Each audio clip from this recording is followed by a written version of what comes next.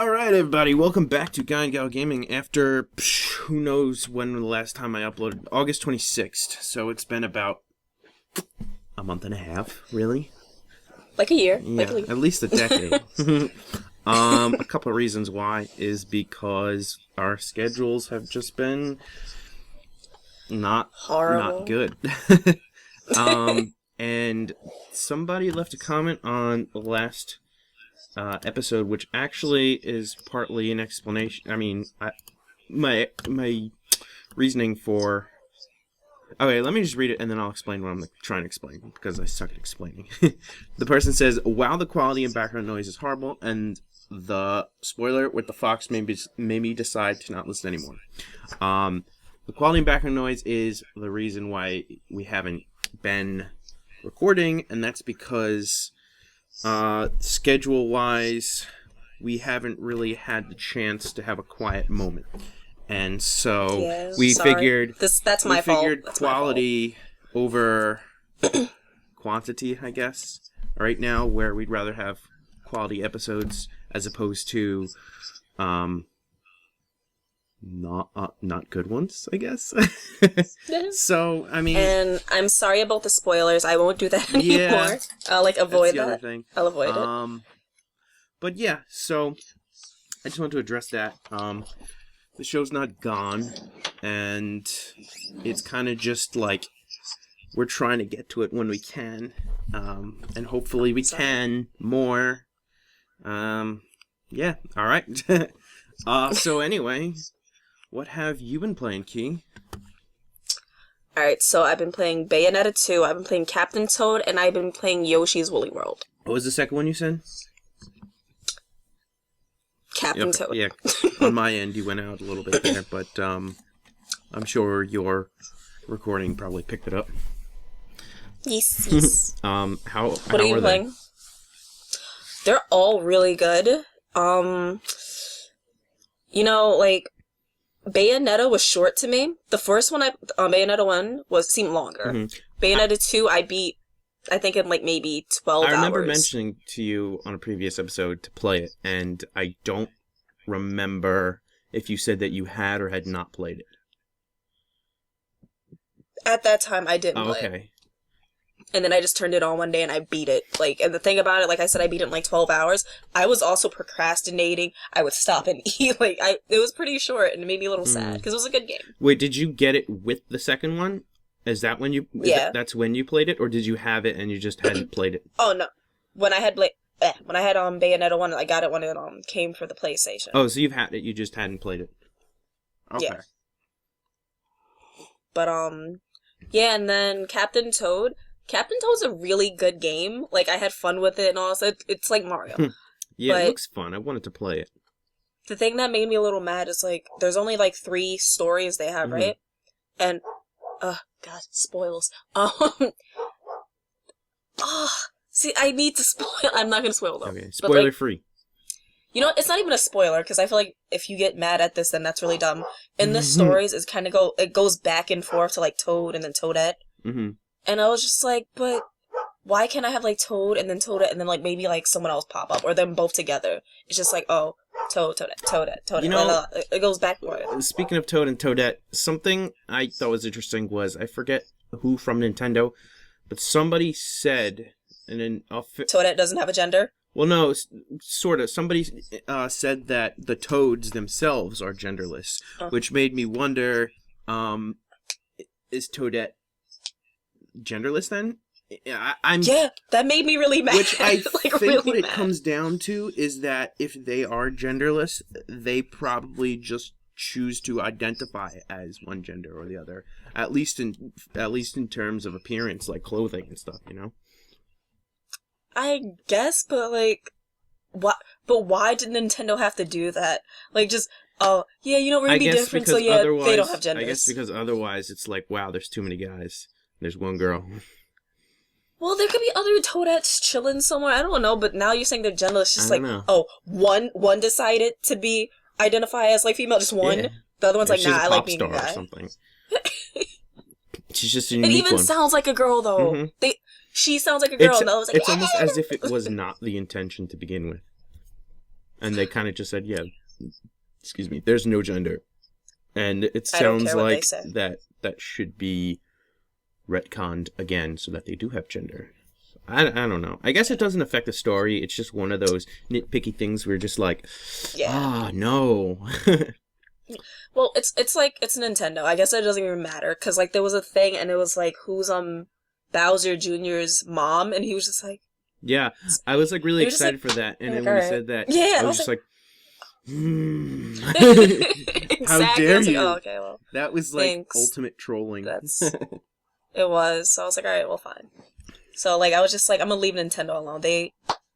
They're just those people. Well, They're just there like, was... oh, what? Okay. Have you ever watched Game Theory?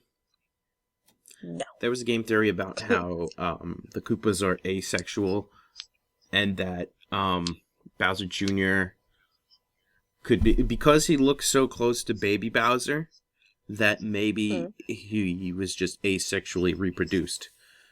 That's what I thought. Because But I there's was just some like, reptiles that are like that. like Godzilla. Maybe. I don't know. Yeah, like Bowser. Like What are you talking about? I don't know. You finished Bayonetta and Bayonetta 2. Sorry about that. We had a little technical thing.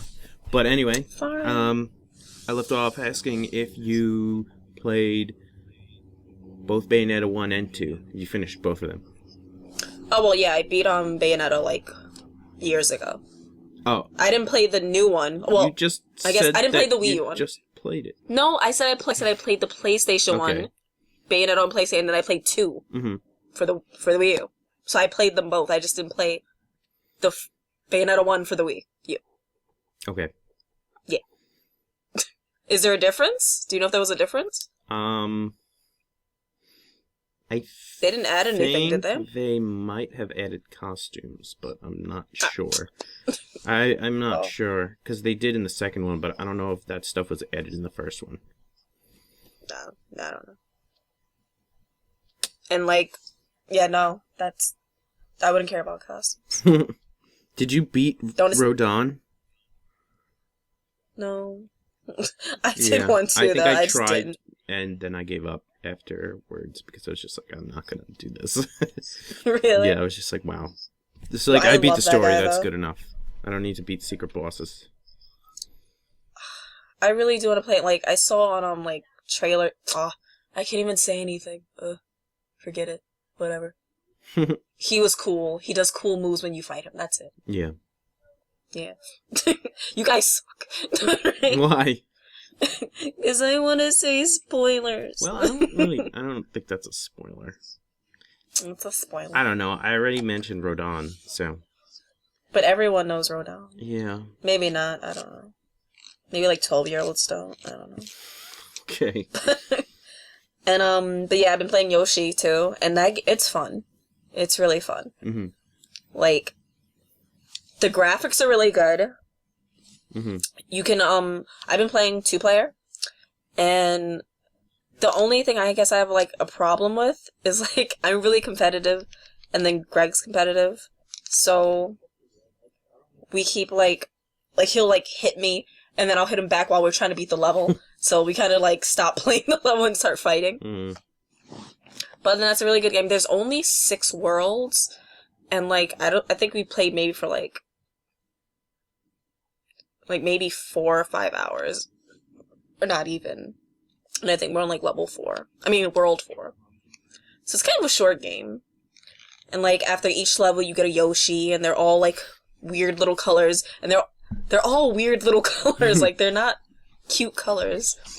There's no black or white Yoshi like in Yoshi's story? Those are like, awesome. There's like a watermelon Yoshi, there's a cow Yoshi, there's a Shy Guy. If you use all the Amiibos, you get those skins. Mm-hmm. Like how you saw the Sonic and Mega Man, they have Shulk, they have Sheik, they have Zelda, they have Link, they have all the Amiibos. I like how they were all and some of them look okay. Yeah, I know. Until Link. The only ones I think are cool is Meta Knight, Sheik, who else? Wii Fit Trainer. Who else was really cool? I think that was it.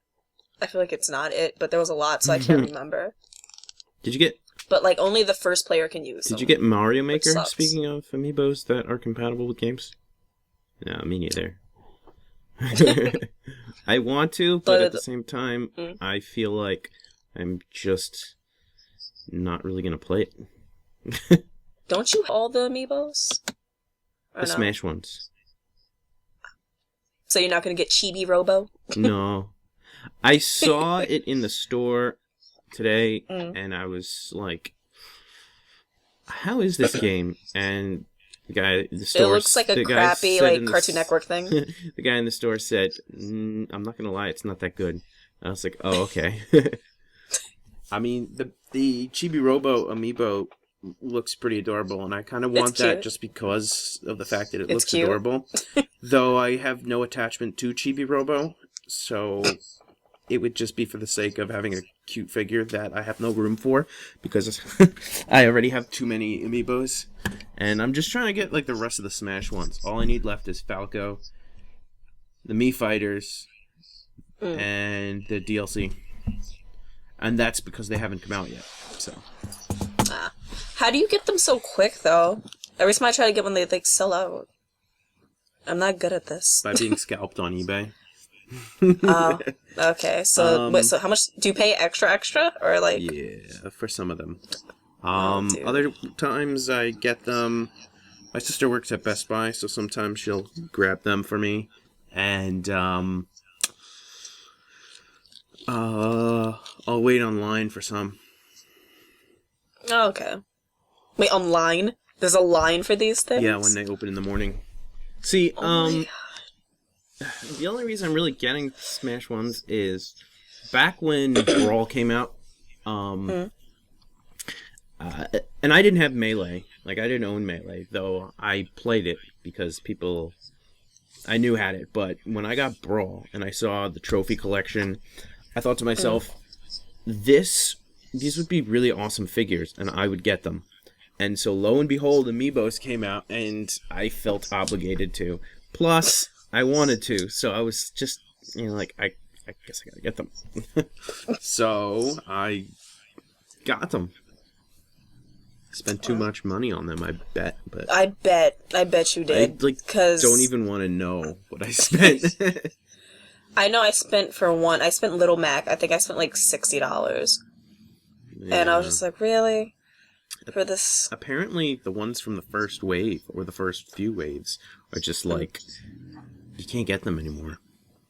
Somebody I know was trying to get Samus, and they just don't, she just doesn't exist anymore. Can't get her. Wow. Which makes me slightly regret opening her, but I wanted to display her. I didn't open any of mine. Oh, I wanted to use the Amiibos. But, like, I don't know. Like in Mario Kart.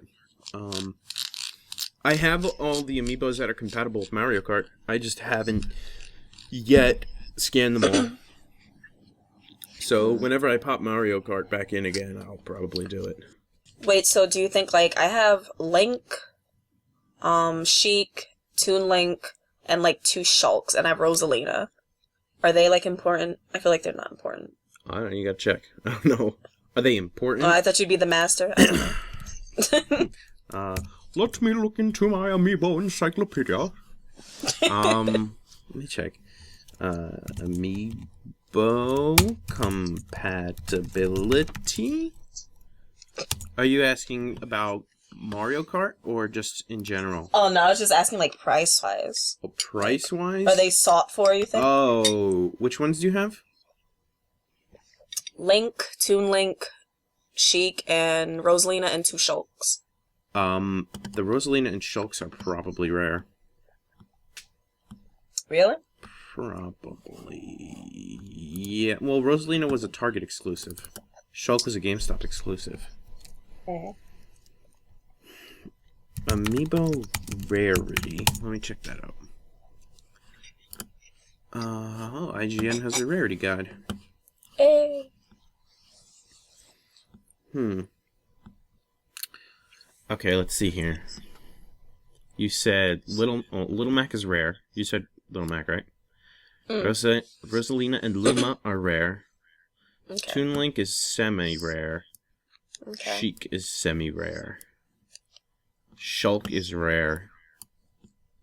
Cool. And you said Link, right? Link says uncommon. So there you go. Okay. Cool. And I have them all. Ha ha ha. But mine aren't open. Well, there you go. Mine are. Well, I'm not selling them. I'm using I'd probably sell the like Shulk, because I don't really care about Shulk. At first, well, I you have didn't. an I was extra just one, like, I don't care. so you can sell it. If anybody wants a Shulk amiibo, contact Key now. Yeah. I'll give it to you for like $20. Probably not. I don't know. I want the Yoshi amiibo. I have the pink one, but I want the big one that's coming in November. It's really cute. I thought one came out already. Yeah, the pink... big yarn Yoshi? Oh. Yeah, I have the pink one, but I want the big one, like the big green one is coming out in November. Is a big pink one coming out? No, just the green one. Oh, yeah. Probably, the small ones are blue, pink, and green, and you can only get green with the game. But now they're having a big one that's coming out in November. That's going to be like $40, I think. There were a couple of other amiibos that I got that weren't Smash related. The Toad or weren't one? the Smash ones. The Toad because of the Mario Kart. Yeah. And I got the silver Mario because I thought it looked pretty cool. There was a silver one? I thought there was a gold. There was a gold one too, but there was also a silver one, which I don't know if it was... I already closed the window. I don't know if it was that rare, but I saw it and I was like, I think this is rare, but it also looks cool, so I'll get it. And I got it. And then the other one was the Anniversary Mario. Like that 8-bit looking one, like the blocky one. Oh, yeah. And I got it because I saw it and liked it, and I thought it was really cool. I was like, this is cool. I didn't even know that came out. I'm kind of sad. There's two of them. There's the classic one, and then there's the modern one. Well, I mean, they're the same amiibo in terms of structure, but there's the classic colors, and then there's the modern colors. And you can only get the modern colors one from the amiibo bundle with Mario Maker. The Wii U bundle with Mario Maker that comes with it. Did you get the amiibo bundle that had like Mr. Game & Watch, Duck Hunt Dog, and yes. Rob? You did? Yeah, I got that. I don't think it's rare though, because when I went to the store there was a lot of them. Yeah, they've been easier to get lately. I've heard. I guess they're gonna start. For a while, the only one I needed was Robin, and I finally caved in like last week and just bought it on eBay. I think I spent $30. Yeah, I think it was. I want 30. the Japanese Rob. Me too, because cooler. it's actually different and it looks pretty slick. Yeah. What have you been playing though, besides Amiibo stuff? Let's talk about that. What have I been playing? I don't remember what the last thing was we spoke about. You talked about Metal Gear. Yeah, but did I say I beat it? No. Okay, well I beat it, and it was really awesome.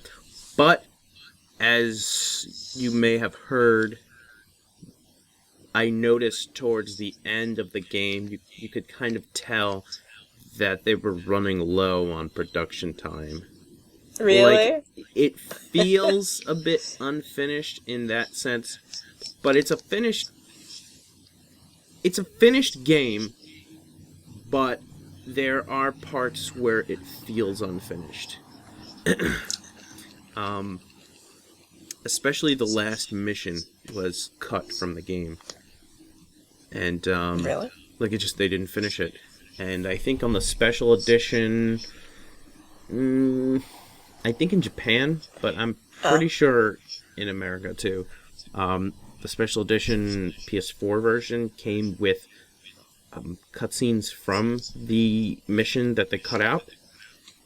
So it basically finishes telling a certain story element that would have otherwise been left unfinished, which is a big deal, I think. Because in the game, there's a mission, like something big happens towards the end. And like in the last few story missions, and there's no resolution to it. And then I found out about the mission. Actually, thankfully, I found out about it before I got up to that mission because I knew in advance. All right, if I want to finish seeing what happens with the story, I just watch this on YouTube. So I did, and it was really cool. I'm very upset it wasn't in the game because it was pretty cool. Early on in the game, like in the first mission, I didn't even realize this playing throughout the game, but because Snake's because the thing in his head that looks like the horn, because it's lodged in there, if he suffers from an impact on his head, I think the color red becomes kind of whitish, and I think that's an actual thing. Like your perception of the color red maybe like goes away or dulls or something. So they did that early on, like in the first. This isn't a spoiler because this is in the very beginning anyway. And what happens is, Snake gets hit. Yeah. And I noticed, like, I didn't notice this until I replayed this after knowing about the thing in the head, because that plays a big thing in the cut mission. Alright. But after I replayed the first mission again, I noticed that when Snake got hit in the head, or he got hit and I guess he fell on his head or something happened, after that attack, like to him, all the perception of red on the screen became white. And I was like, this is interesting. I didn't realize this the first time I played this. So I thought that was really cool. So I think there was, like, all the there was fire, so all the fire became dull, and the blood on the walls became, like, dull. And I was just like, wow, I didn't realize this. And then that's a cool little detail. And then detail. as you walk through it, again, the color comes back. And I'm just like, oh, that was interesting. I didn't catch that the first time I played. And I understand the meaning of that after watching the video of the cut mission, because they explain it in that mission. Because there's a part where color becomes important. I don't know how it would have worked in gameplay, but there's a part in that final mission where perceiving the color red is very important. Like, without spoiling anything, there's something that happens where you can't, like, you have to know about, like, one of the targets. Like, somebody, there's like a red on them, and everyone else is white. And when you suffer something to your head, when you suffer some attack to your head, at that moment, everything becomes white. So you can't tell who's wearing the red. So that becomes a major part of the final mission. And I didn't even know about that until they said that. So I thought that would have been really cool if they implemented that. And I didn't even notice that until I beat the game and watched the cut mission. And I thought to myself, what else have I been missing this whole time? In the second chapter of the game, there's a lot of missions that were reused, like harder versions of older missions, which I don't know if it was intentional or if they just did it to fill up time. I want to say it was intentional because... Really? Well, I want to say it was intentional because, there's harder versions of missions that's kind of cool, but I feel like a lot of games give you sort of like a trickier version of something to try out on your own, because they weren't required, they were optional. But, I don't know, because they were considered missions anyway, made me feel like they were just filling up time. I don't know. I did wind up getting the costume of Raiden, because you have to get all S ranks. So I did that, and I got Raiden, and it's so awesome. I mean, it's still Snake's voice, but it's Raiden. So it's kind of like weird. You can't use the bionic arm because Raiden doesn't have a bionic arm. But I'm just like, it doesn't matter, I'm riding. He's really, really fast, and when he runs, lightning shoots up from his feet. And if you, like, run into people, you stun them, which was so cool. I was just like, this was worth getting an S, because Raiden's my favorite character. Funny thing is, a lot of people dislike Raiden because of Metal Gear Solid 2, and then they felt like he was, what's the word I'm looking for? What's the word I'm looking for when somebody does right by, like, they fix their mistake? Redeemed. I guess, there you go. He was redeemed in Metal Gear Solid 4, where he was a cyborg. And at the time, I didn't start playing Metal Gear until after 4. So I already kind of heard about that. And then I got the Legacy Collection, and I played it for myself. So going into 2, I already knew this is a character that people hated in this game, but liked down the line because of his appearance in 4 for whatever reason. So I kind of went in knowing this is a character that was redeemed. Plus, I don't know if that really made an impact on my perception of the character. I was gonna say plus, I kind of liked him. I got into Metal Gear more so for the story as opposed to the character. Not that I didn't like the character. Snake is definitely badass. I really love Snake. But I mean, I got into the series playing the games in the Legacy Collection one after another. So I knew Snake was going to appear again in another game. So to me, Metal Gear Solid 2 was, okay, what's happening now in this world? As opposed to, what am I going to get to do with Snake? So I guess knowing all that going into playing the games, is maybe why I didn't dislike Raiden at all. Didn't 4 get reviews though? No. What was that? Didn't 4 get bad reviews? I don't know. I don't think so. You sure? I'm not sure. I honestly don't know. I'm gonna check. I feel like it didn't get good reviews. I don't know. That's a good question. What's a good site to check reviews? Game Facts. I don't know. Have you tried game rankings? No. My thing about game rankings is they judge everything percentage. They take averages from different review sites and no, they make an average of reviews from different review sites and give you the average score. My problem with that is because it runs on percentage, like up to 100%. Some game sites review out of 5. So if a website gives something a 4 out of 5, that's only an 80%. You know?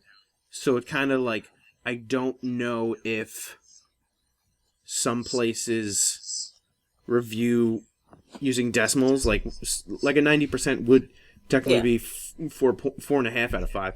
I don't know if every site does that or if they just go by full stars. I honestly, I don't know how the rankings work on different websites. So when you take an average, if somebody says, "Oh, this is a 4 out of 5 star game," like that sounds like a pretty good game.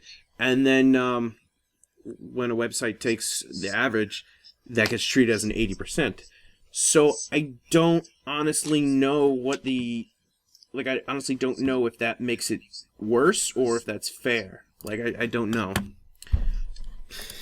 But, anyway. IGN said 10 out of 10. After I said that. IGN says 10 out of 10. Eurogamer says 8 out of 10. And then Metacritic says 4.5 out of 5. So, that sounds I just typed in Metal good, Gear on Game Rankings, and the Metal Gear Solid 3 Snake Eater HD Edition got 100%. But there was only one review. So who gave it that? The Digital Fix. I don't know who they are, but they gave it a 10 out of 10, and that was the only average that got put in. You know, I feel like a lot of places review a game that did really well when it's re-released down the line. And I feel like a lot of times they get crap reviews. I'm just like, you gave this game almost a perfect score back in the day, and now it's like a bad game all of a sudden. I'm just like, sometimes I'm just like, why? Come on, man. Like, I think of Sonic Adventure 2, for example. The game was dope. I think that IGN originally gave it a decent, at least decent score. And then for the GameCube re-release, or maybe it was the PS3, I don't know, there was some kind of digital release maybe, and I think it got a bad score. I'm just like, you gave it a good score in the past. I understand things don't age well, but, I mean, basically, you're kind of admitting that you're judging a game based on other games at the time, as opposed to really judging a game for it, I guess. You know what I'm saying? No, yeah, I get what you mean. It's like, I don't know. If somebody in their review says, like, this was good, like, 10 years ago, but it doesn't hold up now, I mean, that makes it makes sense in terms of graphics, but... Yeah, no, I get that, but you're not saying, oh, well, it sucks because, there's glitches, it sucks because this. You're just saying it sucks because now. It's like... Yeah. So you're admitting that you're not rating the game as a game itself, but you're rating the game as it stands amongst the competition. Yeah. Well, only one game has the possibility of getting a perfect score then for that year, I guess, because you're comparing it to every other game that came out. True. I don't know. It's all about the money. It's like, well, I really don't care about reviewing this game. I just need to write something down. It sucked. It was great. Give me my money. Thank you. It's like, so how much are you going to pay me to give this a good review? Only... I wonder how many people actually, how many, I guess reviewers do that. Like, probably, you're going to give me money for me to say it's most good? Of them. You think? Yeah. Except they don't I feel say like that would it, suck. I think the companies give the money, and they're like, here you go. Or if they don't, there's probably some kind of tension. Like, I think I have to give it a good score. I heard somebody tell me once before that when Twilight Princess came out, I think it was a reviewer on IGN. I don't remember where. But some reviewer gave it a bad score, and they got fired. And I was like, what? Oh, damn. It's just like, wow, okay.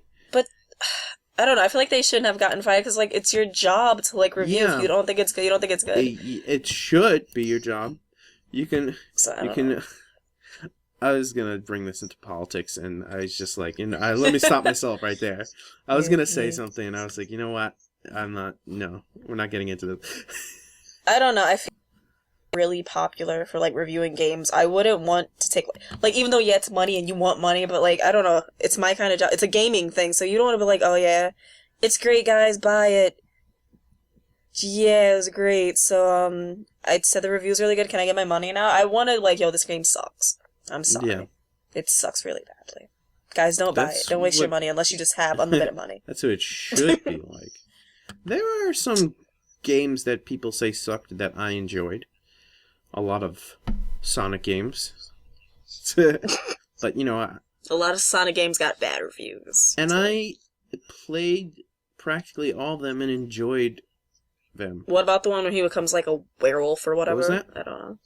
He became like a werewolf? I can't remember. Sonic Unleashed. I like that game. Why?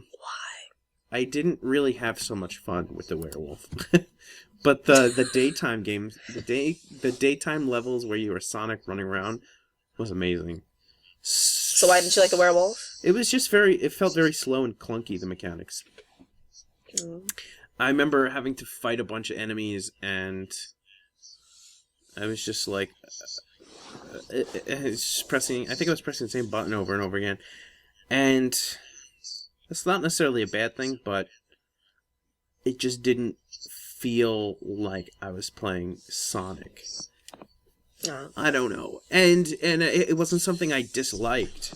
I like to explore in games and take my time. Mm-hmm. So walking around as the werehog and I don't know. there wasn't a Werehog. Yeah, which is funny because in the word werewolf, were means man, so you're kind of saying manhog. I mean, basically, I mean, I know what they're intending. It was like a werewolf hedgehog, but when you say werehog, the meaning of the word doesn't make sense. Yeah. So. I don't know. You know what Sonic game, but it wasn't Sonic, I guess, game I was always interested in? The Shadow game. Say that again? Shadow the Hedgehog. What about it? I was always interested in it. I just never went to play because, like, just looking at the cover of the game made me mad. I was like, why the hell does he have a fucking gun? You don't have to really use the guns. But I know, it's just the fact that the cover had a gun. And I was just like, ew, I don't even think they would use guns. But the guns actually worked well. I thought it actually worked well. But yeah, I mean... Why did the black hedgehog have to have a gun? Because he was cool. No. Did you play it? Was it a good game? Again, the general consensus was it was a crappy game, but I got it and I enjoyed it. So... But why enjoy it? I don't know. I mean, there was a lot of fast sections. Are you getting paid to say it's a good game? Are you getting paid? No. Because you just say you don't know what game. I think you're getting paid. Sega, hold on. No, actually, because there was a lot of sections where you run around, and it felt like a fast-paced game, because you were a fast character. Like, yes, there were times where you had to stop and do things, but, to me, it didn't interrupt it as much. I don't know. There was... I remember specifically there was one level that I was just completely stumped. And the game was so new at the time that there were no walkthroughs, no strategy guides, or anything I could find anywhere online. So I just had to reset. Because the way it works is there's like 5 levels. And there's... Because the next level you play is based on...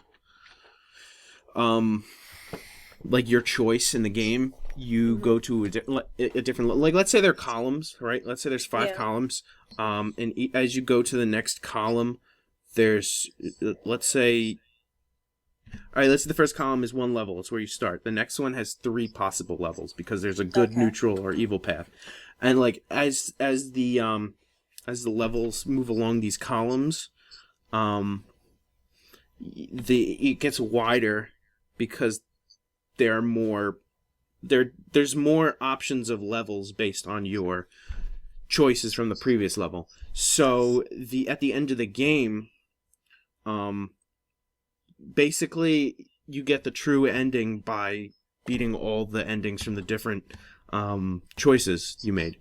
So there was one level in maybe the 4th or 5th like column of levels that I think I don't know how much of the lore you know, like the Space Colony arc.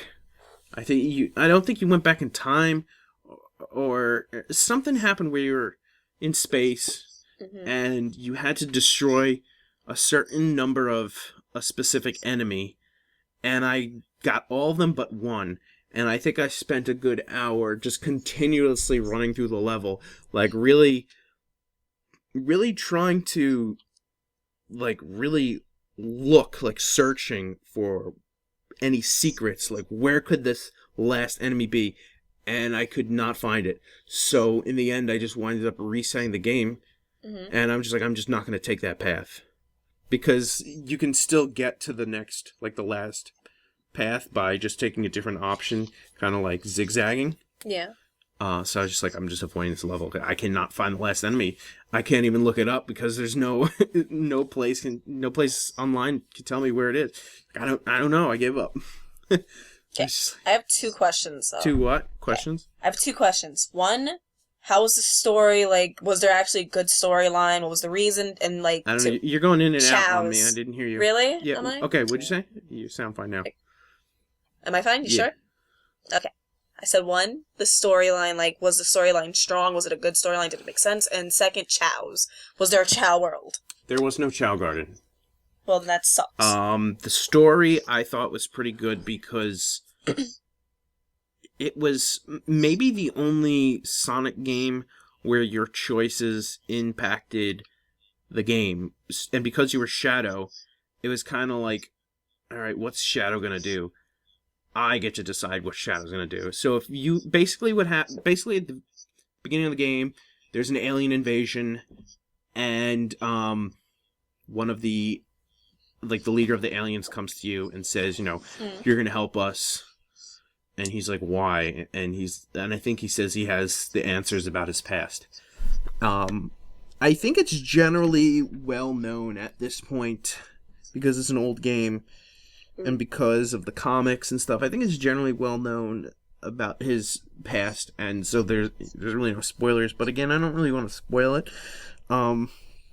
Basically, you get to decide: do I want to help the ruler of these aliens? Do I want to help this? So is this game like, oh, Shadow either becomes evil or good? Is it that kind of thing? There's a good, evil, and neutral path. Basically, there's three, I guess you could say, warring factions. There's the aliens. Mm-hmm. There's the army. The humans. And Eggman decides to join the fray and have his badniks, because he's his own. And,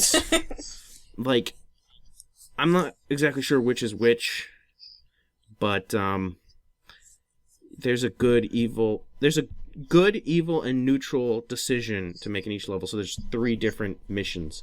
Some are easy, some are hard. And it's interesting to see the consequences of each decision. I mean, yes, things get repetitive because a lot of times you have to replay the same level but do a different mission in the level. Yeah. But I thought that it was interesting, at least for the time, how,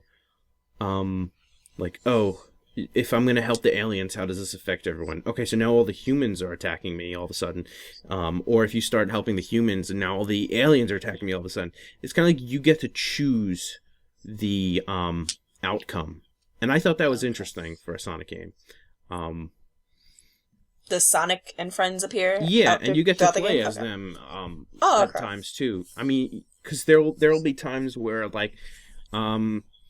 Sonic will show up and he'll be like, hey Shadow, blah blah blah, and then you get to play as him to do something, I guess, like a branched thing. I don't think you play as them to get I'm not sure if it's oh, let me help you with this, and you go and get a switch or something. I don't remember. I could be thinking of Adventure or Adventure 2, but I know there are times. You know what it is? I don't think you played as them. I think they were your assist partner. Oh, was Hottie McHottie there? Rouge? Yeah, you knew. I love how I knew who you were talking about. Of course she was in it. So. Oh, that was great. The game takes place. Does it take place? I think it takes place after Sonic Heroes. So at that point, Team Dark was already established. So Rouge, Shadow, and Omega were a team before then. So they're kind of tight with each other. Okay. So, yeah. Is there a love interest in this one or no? I don't think so. Okay. It's so Shadow. It's Rouge. Okay. The only love interests they have are Amy likes Sonic, and that's Rouge likes Knuckles, right? I don't know if she likes him. She likes to tease him, and it's kind of, I feel like, potentially implied that she likes him. But I kind of take it more as she's flirtatious. Nah, I think she likes Okay, Knuckles. Maybe she likes Knuckles. I don't know. Yeah, and what's the other thing I was going to say? I was going to say something. I think the game took place after Sonic Heroes. Yeah. What was I saying? I'm trying to trying to follow the path of my thought. As somebody who I used to sit next to on the school bus in high school once said to me, "Your train of thought just blew up in the station." Which is interesting. I thought it was clever, but it was just funny hearing it. Oh, I don't know. Are we talking about Rouge still? Because I could talk about Rouge for at least an hour. By all means, go ahead. Imagine. Well, first she started off as a young little bat, and then she went to Hot Topic and bought her first bustier. Her first what?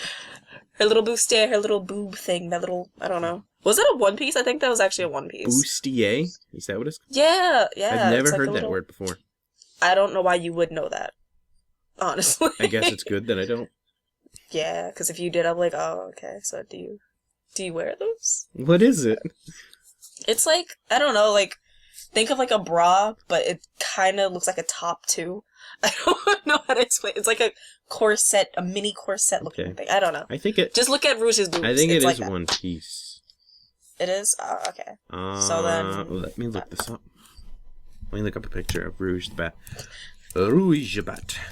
Let's look at Rouge hentai. Oh, God. Yeah, it looks like One Piece. Yo. What? One Piece. Sorry. The bad dub of that 4Kids did, not the amazing dub that Funimation is doing. Yeah, I can't even watch that. I'll watch it when it's over. What? I'll watch One Piece when it's over, when I have like a kid that's like 15. It maybe. looks like. I don't know. No, I don't know if her tail is black. I think her tail and is it's black. sticking out of her black clothing, or if she actually has clothing around her tail. But I don't know. I don't know. I don't think. You know what? Yeah, because I'm looking at like she's like doing like a little weird pose, and like, do you think that blackness is her body? Oh. Because like the tail thing is kind of weird if it's just like poking. Like, why is it poking out of her clothes? I guess she has clothing around her tail. She has like a pocket in her clothing for her tail. This looks like fan art, and she has a white tail sticking out of this one in fan art. Well, yeah. So, anyway. We're going on a tangent. But yeah, Sorry. I played Metal Gear. Well, we were talking about I did play Shadow. Not recently, but we were talking about Shadow. I didn't think Shadow was a terrible game. I didn't think it was a bad game. So would you rate it? I didn't think it was an amazing game either. As a Sonic, because I'm a Sonic fan, I enjoyed the lore. I would give it, looking back on it, versus at the time. At the time, I probably would have given it an 8 or 9. And really? Looking back on it, I'd probably give it like somewhere between a 6 and a 8. So a 7? I don't know. I honestly didn't think it was a bad game. There were parts that could have been done better, but I honestly didn't think it was a bad game. It was like a decent game. Is it better than some of the Sonic games that are out now? Sonic games or just games? Sonic games. There's not many Sonic games out right now.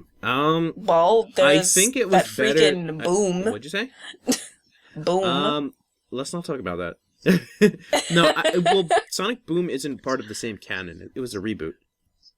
I know, it's still Sonic, and that's what I watched the cutscenes, and that was it. I didn't play that game. That game has glitches and everything. I'm not I fond of enjoyed it. the movie. That, because I watched the cutscenes. I enjoyed that. I didn't play the game. You enjoyed the cutscenes, but not the game. So yeah, I enjoyed the story. Because it was basically just like a movie to me. The show looks kind of cute. The show is hilarious. Like, it looks like kids would like it. The show is amazing. Is it really? I love the show. Really? The show, I think, came out... I mean, I think the game was released first, but the show was in production first, and then I think Big Red Button Studios made a game to be a prequel to the show. So... The show was coming out, and then they made the game, and then I think the game was released first. So, do not judge the show on the game. if you thought the game was terrible... The only person that interested me in the show was, what's her name? Styx? Chocolate? No, what's a chocolate? What's her name? Little brown cat. She's a badger. Is she? She's a badger? Styx the badger. Are you sure we're talking about the same person? I feel like her name isn't Styx. I think Does she it's... have a, no. Boomerang? I don't know. Does she talk like this? Or maybe that was very vague. She's like orange and brown. Oh, I'll tell you right She now. looks like that character from maybe Skies of Arcadia, I think it was. Or yeah, she's a badger. Yeah. She doesn't even look like a bat. She looks like a fat Well, Sonic thing. doesn't look like a hedgehog. Oh, we're not talking Knuckles about him. doesn't look like an echidna. Okay, well, you know what? If he looked like an echidna, that'd be really disgusting. Looks like a fox, kinda, mostly-ish. Well, she's feral. Like the joke is that she's very much like Amy? No. That is not what I was gonna say. Complete opposite. The joke is that she's very much oh my god, sorry, I was distracted because I still had these pictures of Rouge open, and one of them was a pornographic image of her and Chaos. Hey, and I just noticed that, and I was like, oh. Okay. Let me just X that out. Save for later. No. Just kidding. I don't judge. I was kidding, but that's nice to know. What was I even saying? The funny thing is... Oh, yeah.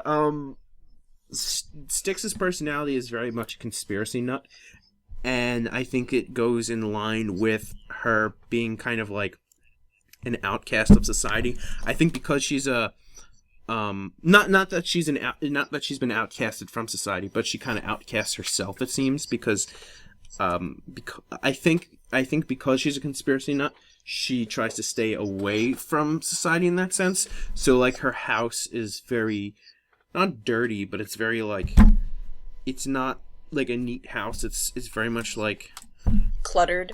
Yeah. There's just shit everywhere. It's like it's almost like as if the same age? Like as if is she a kid? Was Tarzan trying to live in society, except she could speak like normally and everything. She's just very like, oh my god, and there's this is going on, and like how there's the little men like are watching me. Like she's very much like crazy in that sense, but she's a very entertaining character. She's actually really funny, like the way she interacts with the group, and I think she's the same age probably. Really? She looks like a little kid. What? She looks like a little kid to me. A little what? So you keep a little going, kid. A little cat? Kid. Oh, a little kid. Kid.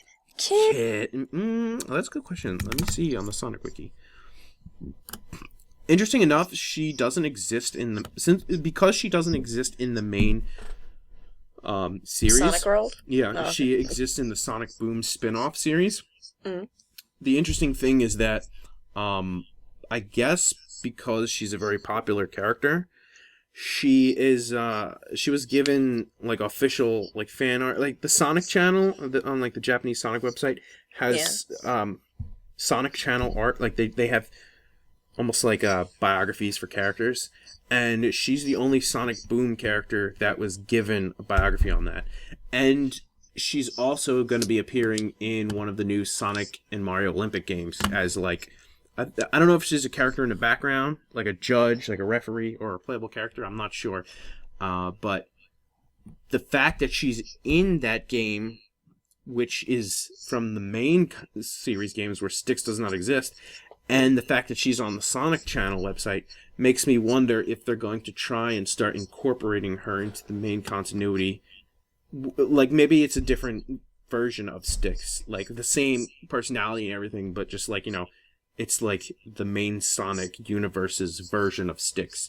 Okay. Or I'm wondering if she's going to somehow hop between the two universes. Because, maybe she'll be that character. Yeah, because she's kind of like the Deadpool of Sonic in the comics. In the recent crossover with Mega Man and Sonic and like the other Sega and Capcom worlds, she kind of acted sort of like a Deadpool, where she would break the fourth wall.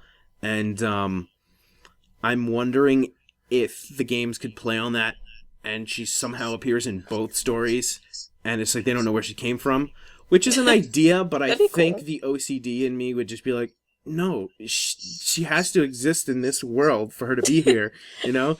Like, fourth wall breaking like messes with my head from a plot line perspective. I'm just like, no, because if this was a story, like, it is a story, okay? But I mean, like, if this was if this was like like if you were to put yourself in the situation of the characters, who are you talking to? It's like, how did you get from point A to point B? Like, I don't know. It's like sometimes there are instances in comics and cartoons and media where they break the fourth wall. I'm just like, haha, that's funny because, they're talking to me. But I'm like, okay, seriously, though, who are you talking to? I'm just like, it just messes with me. It's not really me. Who are you talking to? I know. I'm just like, haha, he's talking to me. But seriously, who are you talking to? I mean, 'cause those other characters are looking at you like you're looking at a wall. It's like... So, I mean... Maybe because you look too much into detail with that answer, I don't know. Yeah, I'm very obsessive, You're talking to a wall. Let me see. Her age is unknown. Yeah. So she's like 12, if it's unknown. She's like 12. Let's look at the other characters. Sonic, I think, is 15. I think Amy... Really? Yeah. Oh, you didn't know I don't know, like... I thought about Styx's age, but I never thought about Sonic's age. I pretty much age. know their ages, but I don't want to say... I'm going to double check them. Because off the top of my head, I think Sonic is 15, Amy is 12. I think Tails at one point, at least, in the media. I don't know if it's like 8. Changed, but I think he was 9. Or maybe 10. Knuckles, I think, was 1 year older than Sonic's, like 16... So how old is Shadow? Like 19? He's like 22? No, try like 100 or something. Oh, okay. Yeah, I forgot about that. What about Rouge? I think she's 18. That thought. She would have to be the way she looking looks. like that. Yeah, I actually want to double check this now. Okay, as I was saying, let's see here. Sonic is 15. I was right. Who was going to look at? I'm curious to see exactly what year's Shadow is. And Shadow is... It just says 50 plus. Oh, that's cool. Who was the one you asked? Rouge. Rouge, yeah. She's 18. I just checked. You just checked? Yeah. Yeah, she is 18. I'm pretty sure the other ones were correct that I said. I'm pretty sure I'm correct. Oh, Tails is 8. Okay. What about Blitz? You mean Blaze? Whatever. Blaze the cat? Same thing. Awesome. Blitz Blaze. No, but Blitz is a cool name, actually. I feel like that's someone's name. Blaze is 14. Really? Mm-hmm. She looks like, I don't know, the older sister. Well, she's younger. Yeah. And Amy is 12. So is this like 12 in like human years or like animal years? I think it's like human years, actually. Okay. Otherwise it'd be confusing. And Knuckles is 16. Which is interesting if Rouge is 18 and Knuckles is 16 and she's kind of hitting on him. Oh, that's cute. It is cute. What is that called? Tsundere? Is it? In anime? Loli? No, that wouldn't be a Loli. She'd be hitting on like Tails if it was Loli. What is Tsundere? I think it is. It's like with the older woman who hits on the younger. God, there's a name for that. Or we could just say cougar. I'm happy I don't know it. I'm happy I don't know it. But you want to know it. It is a Japanese character. Oh no, Tsundere is completely different.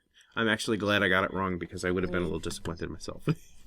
Tsundere is a Japanese term for a character development process that describes a person who is initially cold and even hostile towards another person before gradually showing their warm side over time. That is not her. Okay. That's like me. I wouldn't know, I guess. Shh. Just agree with me. Just agree. But yeah, I'm not sure who the youngest Sonic character is. It's either Charmy or Cream. I'm pretty sure it's the Chows. I'm pretty sure.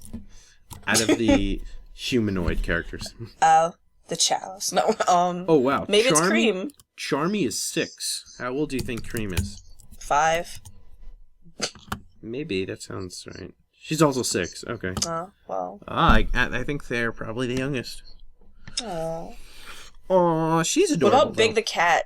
Oh, yeah, I forgot about him. Everyone forgets about him, that poor thing. No, but I mean, like, yeah. He's 18. So really? Him and Rouge could, get it on. I feel like she wouldn't be... How about Silver? Oh my god, yes, he's like 19. If he's not, I'm really mad. He's 14. Are you serious? Yeah. Ew, no. He looks older though. Like everything how can about you even him. Tell? Cause just look at his face. He looks Look like at that Sonic. face. No, it doesn't. You're being He ignorant looks because like he's a Shadow hedgehog. and he's 50 No. plus. What about what's his name? The damn chameleon. Was he wasn't a chameleon. SBO? Yeah. Was he a I was chameleon? actually looking up the chaotics now. Vector, the crocodile, is 20. Hey. SBO is a chameleon. Okay, awesome. SBO the chameleon. He is 16. Right. And they're the third one, Charmy, is 6. I don't think Robotnik / Egg. Why are they hanging out with like 6-year-olds though? I don't know. Weird. Maybe they were orphaned or something. But I don't think they revealed an age for Eggman. He's unknown. Eggman has like orange hair still, so maybe he's in his 30s. You know, I don't know. It's funny because I think it was only orange in old cartoons, but it's actually brown. Actually, I think you're right. But I think in some media it was orange, and that started the misconception. Because that was something I wondered a while back when it's brown. I don't know if I was coloring something or drawing something. I don't remember what, but at one point I was like, oh, it's orange. So why am I finding images of a brown mustache? You're wrong. And then I was like looking at images, and I was kind of like, huh, it is brown. And then I realized Robotnik in all the games has brown hair, but in other media, like in some of the comics or some of the cartoon shows, it's orange. Yeah. Wasn't it orange in Sonic the Hedgehog? Like the old one? Which one? Wasn't it just called Sonic the Hedgehog? There's a couple. There's Adventures of Sonic the Hedgehog, which was the really goofy one with Scratch Grounder and coconuts. All I remember is he ate chili dogs. That was all of them. Oh, really? Well, damn. That was just like a... Okay, where he was fat and round and cute, and like at the end of the show, he would give you like Sonic says, little kids. Yeah. There's nothing more cool than being hugged by someone you like. But if someone tries to touch you in a way or a place that makes you feel uncomfortable, that's no good. That sounds just like it. Does it? It's almost like I practiced it, right? Oh my god, I think you did. I did. Oh my god, because that's like perfect. A long time ago. I was like, wait, I think I my could do this. And I can't do Jaleel White's like voice, but I just like I could do that where I go, kids. Oh, that was great. I need that like for my like phone or something. There's nothing more cool than being hugged by someone you like. That one always had it. It was like, but if someone tries to touch you in a way or a place that makes you feel uncomfortable, that's no good. It's your body. No one has the right to touch you if you don't want them to. So what do? Oh my god, my heart hurts. First, you say no. Then, you get out of there. More importantly, I forgot the rest. Is like, call a friend or a teacher or a parent or something like that. So funny. God. Oh, my heart hurts. That was great. Well, yeah, that Sonic wasn't his... Yeah, but I think he wasn't has his like mustache orange? It's like a light brown. So it's kind of like an orangish brownish, closer to brown. But I can see it being easily mistaken as orange in some artwork. Well, because there's like I'm gonna keep it as orange. I'm looking at the artwork for Eggman from Sonic Chronicles Dark Brotherhood in particular, where it's brown, but it can be clearly mistaken as orange just because it's a certain shade of brown, you know? And then, I don't know where this is from. Eggman sticker. I'm looking on the Sonic Wiki, and I'm looking at the gallery. So, the official video game version of Eggman now is a light brown. But, and I think it's always been light brown. But there are, I guess, incorrect colors where it's light brown, and because of that looks orange. And I guess the American cartoon must have mistaken it as orange, or decided, let's make this orange because we think this looks better. And so it came out as orange. I like how in the Olympic Games, since him and Bowser are the villains, their like sidekick-esque characters are Bowser Jr. and Metal Sonic. I think that's a pretty adorable team-up. Bowser Jr. and Metal Sonic.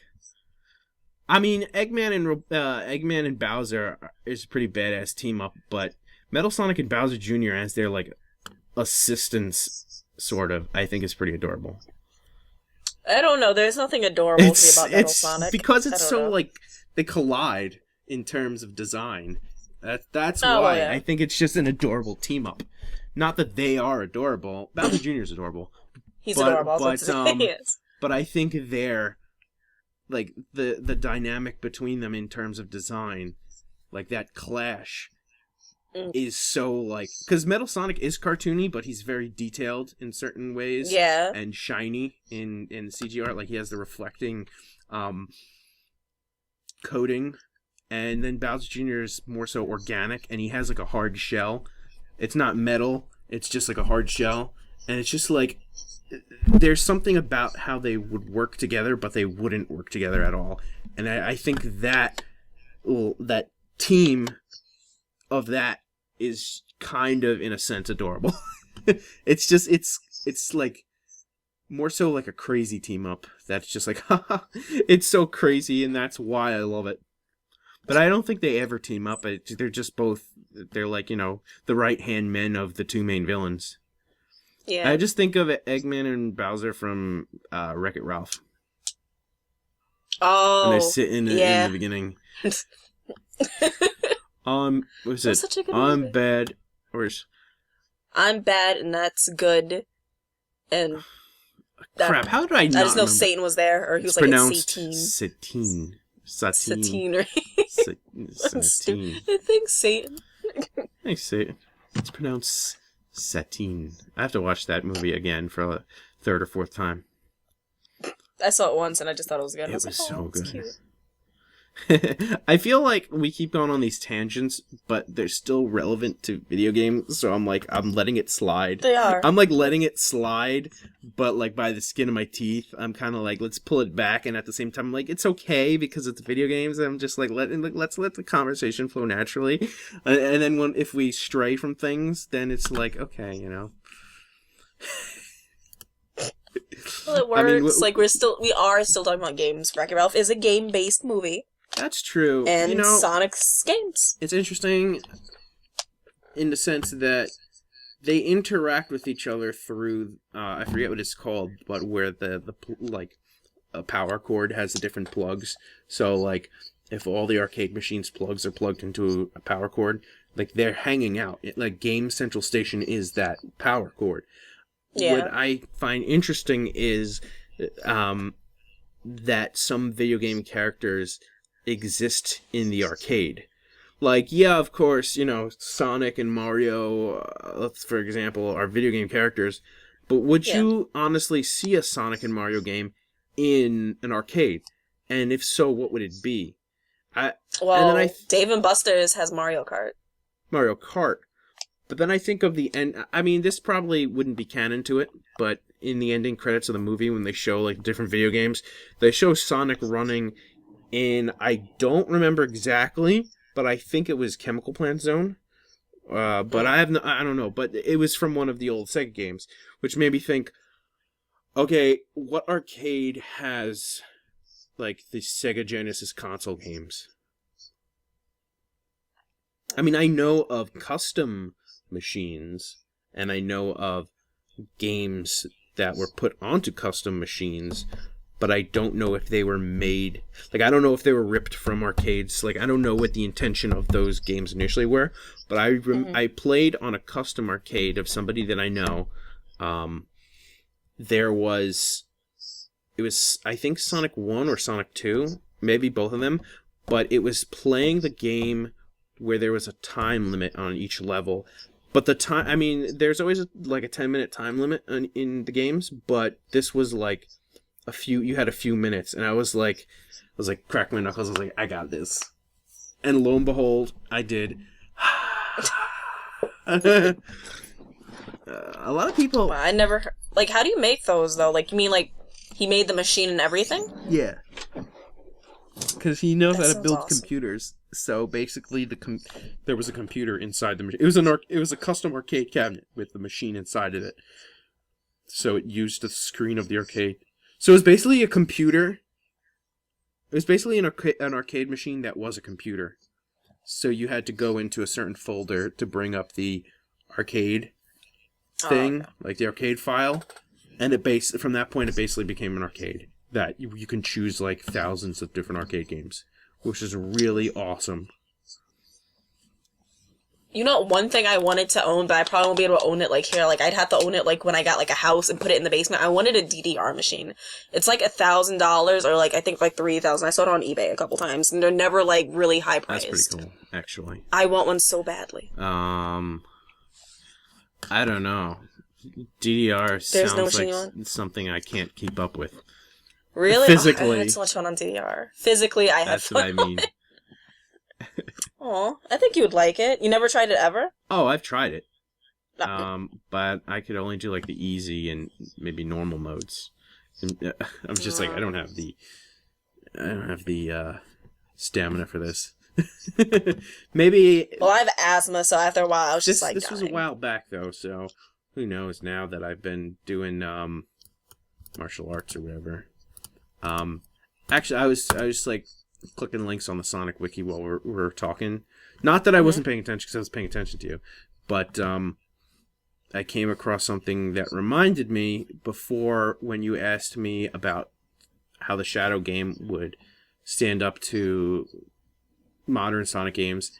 I had a thought process, and then I think we went onto a tangent and just stopped talking about it. I think that's when we started talking about their ages.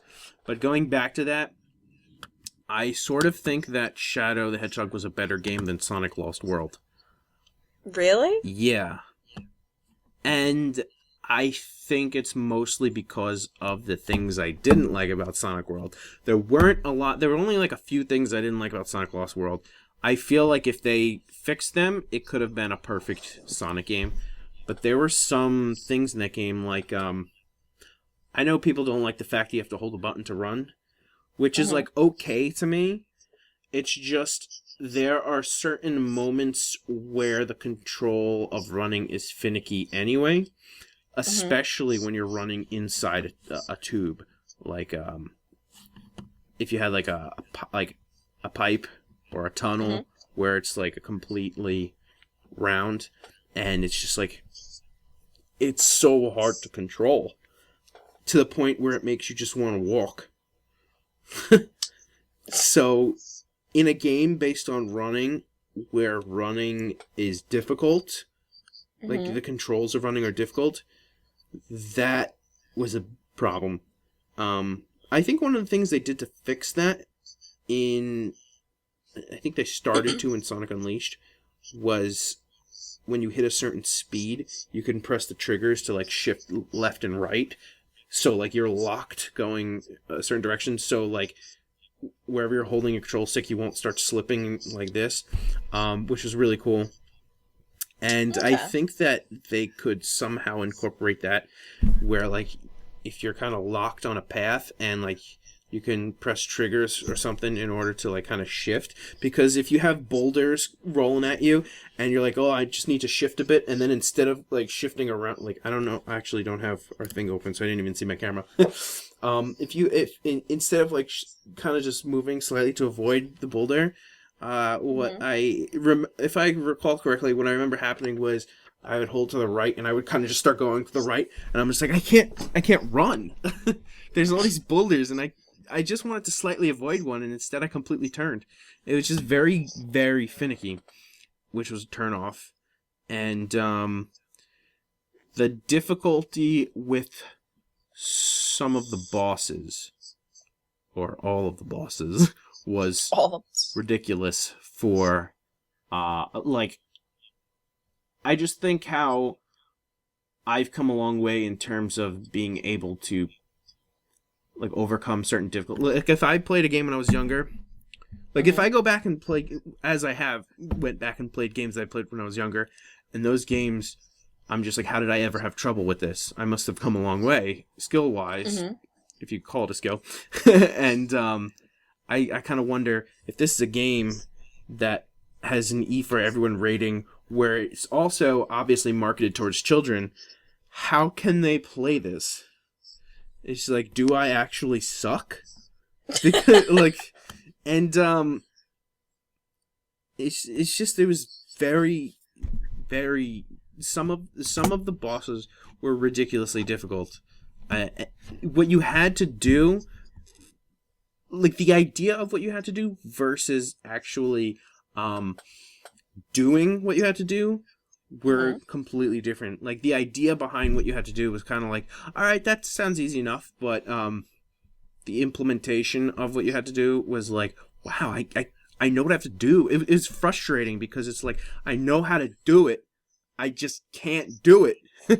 And it's like, that's what was frustrating about it. So there were just like there was a few minor things here and there that if they fixed, it would be an amazing Sonic game.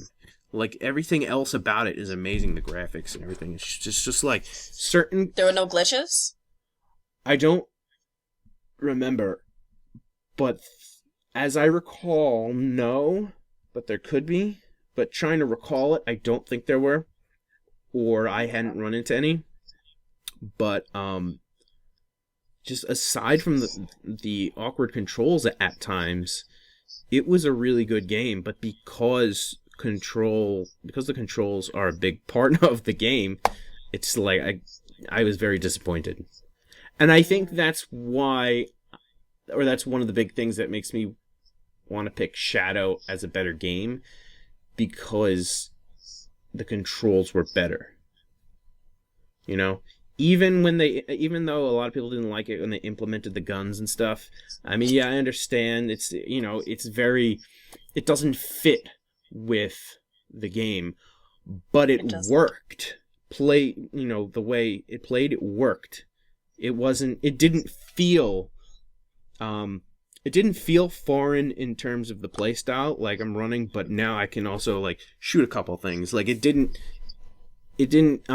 God, what's the word I'm looking for? Like I don't know the word. It wasn't out of place? It didn't feel so out of place in terms of the way it played. The way it looked, like, yes, Shadow has a gun. It's like, it felt, the way it looked in terms of the way it felt in terms of what was happening, like, oh, Shadow has a gun, that was very out of place. But the way it felt in terms of running, and you could just like shoot, like sometimes shoot certain things while you're running. Like if there's an enemy like sort of mid-range to you, not necessarily all the way in the like background, but you're also not in their face. It gave a different way of destroying enemies that were slightly out of your range, instead of continuously homing, just going like like attacking characters, like jumping on them constantly. It was nice to be able to like jump up and just like shoot in a few different directions and like land and continue running. So like the way, like I said, the way it played felt nice. It was natural, but the way it was implemented story wise, like, oh, Shadow has a gun, was just wrong. But as a game, the way it played, Shadow played better than Sonic Lost World, in my opinion. And playing is a big part of the game. The story was also a lot. No, the story was also a lot more in depth in Shadow, like, because you were learning about Shadow's history, so there was a lot to explore and his choices and everything. Sonic Lost World, it was like, oh, there's this hidden small floating planet, and Eggman is going there, and he lost control of them, and now the characters that live on this small planetoid are out to get me. And it's like, it worked, it was good, it was very basic, but I feel like there was a lot more with Shadow's story, and again, I think it's just because there was a backstory that they had a lot of information. Like they already had a lot of stuff to work with. Was it a long game, Shadow? Yeah. It was long because you had to keep replaying levels. That's one of the things that was bad about Shadow. You had to keep replaying levels in order to get the different endings, but the way you went about playing the levels was different, which was good. Like, let me do a different mission, you know? Yeah. So it's not like you were doing the exact same thing each time. It's like, instead of just reaching the goal, now I'm going to try to help the Chaotix find these missing data disks, or, you know. You don't think it would be bad, like how you said there was a good, evil, and then neutral, right? What if I just kept going to evil, evil, evil, evil? Then you go all the way on the evil path, and whatever boss you fight there, like, it's just like, I don't know. Like, you couldn't do it like that, like, oh, I beat all the good, I beat all the neutral, and I beat all the evil. It has to, like, would it be bad that way, or could you go good and neutral? Too. Yeah? Like, you could do whichever path you want, which you can just do whatever missions are easier. You could just do whatever path you want, but I liked how the cutscenes between the levels were different depending on your choices. You know, like, oh, I helped Black Doom, which was the main villain. It's like now the cutscene is him. Like, I think he would maybe he would reveal a little bit of information and about him. And if you went the good path, you wouldn't get that information. You'd maybe get a cutscene where you're talking to the president or the army or something. So by the end of the game, you have everybody's perspective. Okay. So I think the choice-based system worked really well. But at the same time, because you were replaying levels, even though you were playing different missions, the fact that you were playing different levels made it a bit repetitive. Mm. But the way it played, like the gameplay aspect, the controls, were good. So there's that, you know. Okay. You had guns. Yeah, you also had swords. It wasn't all guns. Really? Yeah. There were swords, too. Yeah. So he just had a whole bunch of different, like, little accessories? You could only carry one at a time. But, like, an enemy would drop something, you know? Just say, I can pick this up. So. Ow. Man, I spoke a lot about Sonic today. I'm proud of you. There was cool DLC, though, in Sonic Lost World. There was a Yoshi's Island level. Really? Or story, sorry. Or Yoshi's, something. That just sounds cool. Some Yoshi world. And there was a Legend of Zelda world. Which is really, you got to run around as Sonic, dressed up as Link. So Sonic had a green tunic and a green hat, and he ran around Hyrule. Like, hold on, wait, I need to see that, because that sounds really cute. Instead of rings, there were rupees everywhere. And I was like, this is so cool. I'm gonna look that up. Sonic as Link? I don't know. Just type in, Sonic Lost World Zelda. Oh, okay, that makes sense. It was pretty cool. Oh, there's like little like art. I mean, what's it called? Fan drawings, and it's even cuter. I think the official artwork for that DLC was the same artwork from Skyward Sword. Can you? No, I don't know where my camera is. Because you can't see your camera. Yeah, I can. Is that where Link is riding on the bird and Sonic's running? Yeah. Yeah. Then yeah.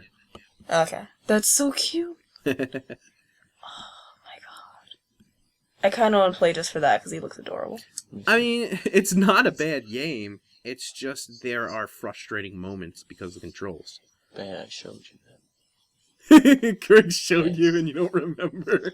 I don't. I showed you that. I didn't know you showed me that. That's really funny.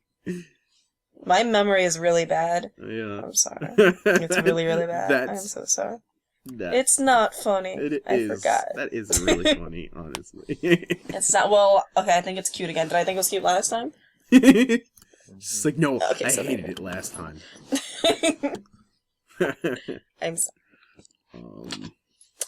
We are at the hour and 25. Yeah?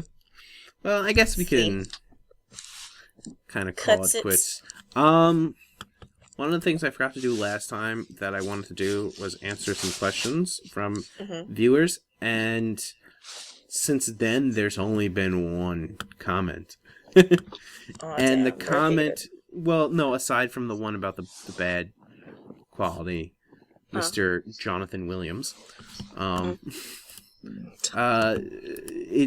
only other question wasn't even related to the show.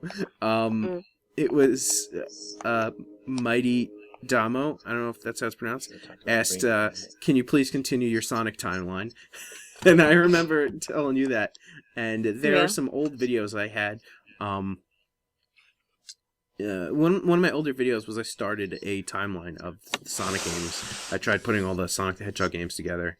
It's funny because I was talking about Sonic before, and now I'm talking about Sonic again. But you can't get rid of Sonic. Can't escape from the city. Okay.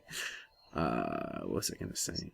Oh, okay. I was putting together a timeline, which I did put together, and I was making videos on it, and I had the videos, like the videos from the different games that I was gonna use for my timeline, on an external hard drive, and then that hard drive crashed, so I didn't have the videos anymore, and I kind of just fell out of the loop of working on it, and that's why I didn't continue it. But I guess I have some strange obsession with timelines, because there's a bunch of timelines out there that I've made that people have stickied on forums. One in particular, two that I could think of. One was on a website called leafninja.com. Okay. I made a timeline for the Naruto anime, with like all the anime stuff. I mean, where, in the manga you could just read the manga, but I mean in the anime they have a habit of playing episodes not out of order, and I don't want to get too in depth with this because this isn't video game related, but basically, bless you, Greg. You said bless you. Don't think. Like someone says it. Basically, there's a bunch of filler episodes that take place in different points in time, which makes sense for their placement in the sense that, like, you get backstory for something happening in present, I guess. But what I did was I included those in the timeline so that you know where they possibly could have taken place. And then I also threw in movies and OVAs or OAVs, whatever they are. Send me the link, because I would like to read it. And video game stories, too. Like, for example, Naruto Uzumaki Chronicles, I think it was. The Japanese version and the English version were different because, like, they cut some stuff out of the English version because of where the anime was. I think, like, the original story was taking place, I think after the Akatsuki appeared. Again, this is going into anime, but basically, because it's also video game relevant because I'm talking about a game, but there's a point where there's a group called the Akatsuki appears, and the original Japanese version takes place somewhere around then, and because the English version of the series wasn't up to that yet, they decided to cut out things that appeared later on. And so it didn't really make much sense. And Naruto's attack, Rasengan, because of where they cut it back, he wouldn't know that move anymore. So I think they just called it like Spiral Sphere or something. And they never really explained how he had it or anything. It's just like, it didn't make sense. But the original Japanese made sense. So in the timeline, I put it, wherever I put it in the timeline, in parentheses, I said Japanese version. And then at the end, I have a section called videos that don't fit. And I explain why they don't fit. Like, this movie might not fit because this didn't happen yet, but this is also present in the movie, which happens after whatever didn't happen yet kind of thing. So, yeah. I will send that to you, actually, right now. But another timeline I made was for the Sonic comics. And that one is really in-depth, and I've had people actually help me with that, too. So, that is a Sonic timeline that I Okay, wait, you're going to have to send that to me through Facebook because I can't see anything still on my Skype. Right. So, yeah, it is a Sonic timeline. Holy shit. What? I'm sorry, I just saw... when I went onto Facebook to send you the link while I was talking, I just saw a teaser trailer in my newsfeed for... Have you heard of this series called Video Game Reunion? I think I did, I think. It was this really awesome internet show made by... I want to say, like, writers and stuff for actual real shows, but I'm not exactly sure. Anyway, it was really awesome. it was basically like if these video game characters came back, like the old Nintendo and Super Nintendo, like all these video game characters like Mario and stuff came back after so long to have like a panel at E3, and it's funny because they're kind of treating the video games as if were like TV shows, like they worked on. So it's like, oh yeah, when I worked on this game or whatever. But at the same time, they're also like semi-real. So it's like Bowser is evil and stuff, but he's, I guess, I don't know, the canon of the games is kind of like questionable. But anyway, The idea is that all these characters were getting together after so long to meet up at this, I guess, E3 or whatever it was in the show, whatever it was called. And it was just like, the shenanigans of what happens. And I was always like, oh, I wish they would continue this. I wish they would continue this. And I see now in my Facebook newsfeed, Super Video Game Reunion, and in parentheses it says VGR Season 2, and it says teaser trailer. And I know I'm definitely going to watch that.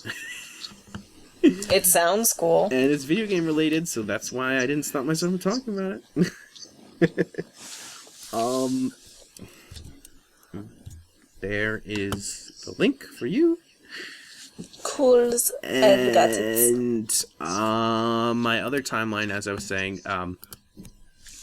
it is a Sonic timeline, but specifically for the Archie comics that I've had people help out with. So it has multiple inputs. And because the comic is still going, the timeline is still going. And I also split them up into different arcs. They're unofficial arc or saga names, but it just kind of made it easier to group things together. But yes, that was the one and only question we got, and we'll probably ever get. Oh God. Oh God. It's in my heart. I'm sorry. It hurts. It does. But yeah, I guess that's it then. Is there anything else you'd like to say?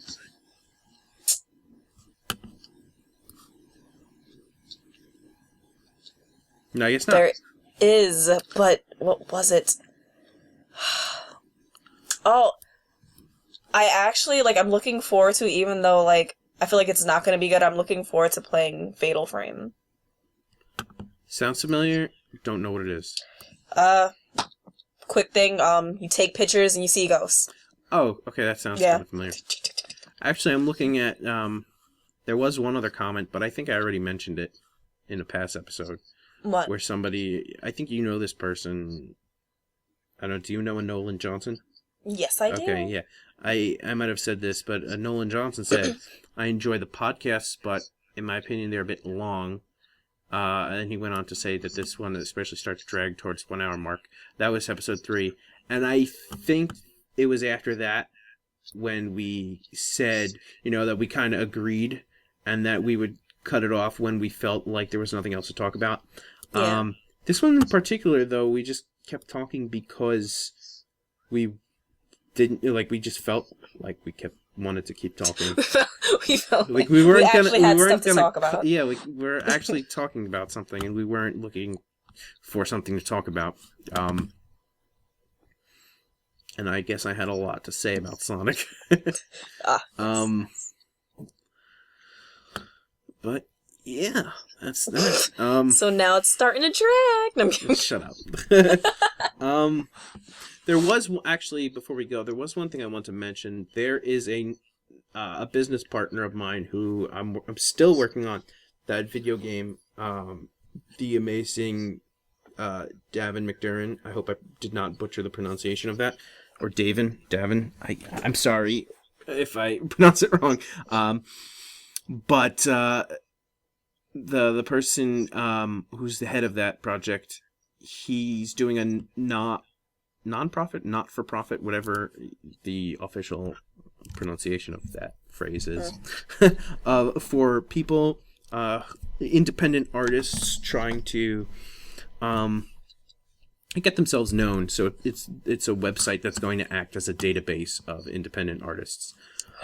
I want to join it. Well, the thing is, we're trying to raise an I don't know offhand the exact amount of money, but there's a GoFundMe, it's on GoFundMe.com. It's GoFundMe.com/IIAAC. Mm-hmm. I forget what it stands for, but it's about halfway there. Somebody donated $1,000, which is super awesome. Wow. Go with them. What, do you guys take them to dinner or something? Like, what happens if they donate that much? It's you better take them to dinner. Like I said, it's not for profit. It's, he wants to help all these independent artists, and he is an independent artist. He's a writer, and we're working on the game and stuff. So it's it really is to help everybody who is trying to get known, and the goal we're trying to meet, or he's trying to meet. I say we because I'm working with him, but this is his GoFundMe. This is his quote unquote project. So the goal is $2,500, and the reason for that is because it's not just a regular website, but it's an actual database that needs a lot of coding. And he got some quotes, and the quotes from the different designers were about in that ballpark, in that range. But as of right now, it's at $1,010, and that's because one person donated 10, and one person donated 1,000. Wow. So, again, I keep saying this, it's not for profit, so, he's not going to pocket your money. This is all going towards making the website, and again, it is GoFundMe.com/IIAAC, and I'm sorry, I forget what it stands for. Oh, here it is. It stands for International Independent Authors and Artists Consortium. And I believe I know there's a Facebook page for it too. Let me see if I can find the exact. Yeah, on Facebook it's also the International Independent Authors and Artists Consortium. Since I'm following the group, that's probably why it showed up in my search bar as soon as I started putting it in. But let me see if it recognizes. Yeah, it recognizes IIAAC. So you put it IIAAC into the search bar in Facebook. It pops up too. But again, International Independent Authors and Artists Consortium, and I will try to put that I will put that in the description in the video. Which actually reminds me, I've been putting these on YouTube. Originally, I was also putting it on SoundCloud, but I stopped because SoundCloud had something where unless you were paying for a premium membership, you can only have your most recent videos up, which meant that even though all my videos would be on there in an archive, I would not be able to make them all available, but I could only choose maybe 3 of the videos. Oh, okay. So I was like, you know what? Since we're going to start doing video too, I'm just going to put this on YouTube. So that's where they are right now, on YouTube. So if you're watching this or listening to it, you're probably watching or listening to it on YouTube. So there you go. But that's pretty much it. Again, read my comic. I'm so mad. Spirit Legends. Read my comic. Spirit Legends, guys. Trying to get that going. There's a couple of other projects that I don't think I can talk about, but no. I heard that this one company signed a contract that my business partner presented, that I'm going to be working on a comic for their game, and because I haven't played their game, I believe I will be getting a key to play the game. Oh, that's cool. So that's pretty cool, which I'm excited about, and hopefully that leads into something. Hopefully I can become a famous cartoonist. No. Yep, and then leave this, and then I'll never see podcasts again. I'll be great. I would still do this, though. No, you wouldn't. You'd be like, chill, I'm too famous. I'm like, okay, Andrew, fine. Shit, girl, I'm too famous for this shit. I ain't got time for this goddamn gaming shit. For some reason I turned black. or I'm sorry, I turned ghetto. Either way, I guess. I don't know. But yeah, that's pretty much it. As I keep saying and then interrupting myself to say something else. Yeah. So, I guess we will hopefully record again next week. I hope so. It depends on the situation at home. Yeah. AKA Key. if somebody else is in the room playing video games and not caring about the fact that you're trying to record. Always. Not Greg. Sometimes. Sometimes? Oh, okay. But at least you can punish him, but you can't punish his brother. No, I can't. So, I can't. and it's not your place. It's not. But one day I'll have a spot where I can do it myself. One day we'll have a studio. I'd be so hyped. That'd be so cool. Alright, guys. Take care. Bye, guys. Bye. Please leave nice comments. If it calls for. Alright, I hit stop.